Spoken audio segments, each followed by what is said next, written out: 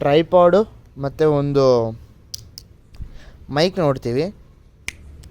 so ಇದ್ರದ್ದು ಒಂದು ಇವಾಗ ಏನನ್ಬೋದು, ಇದಕ್ಕೆ ನಾನು ತೊಗೊಂಡಿರೋ ಮೇನ್ ರೀಸನ್ ಇಲ್ಲಬೇಕಾದ್ರೆ ಹಿಂಗೆ ಹೋಲ್ಡ್ ಮಾಡಿ, ಮತ್ತು ಇದು ಬಂದ್ಬಿಟ್ಟು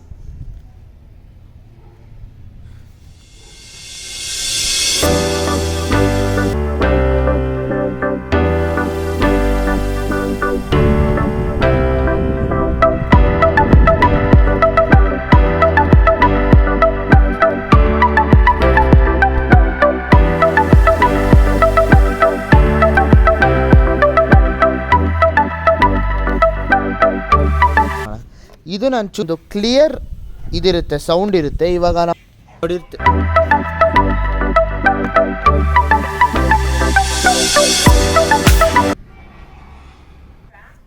ಪ್ರಾಡಕ್ಟು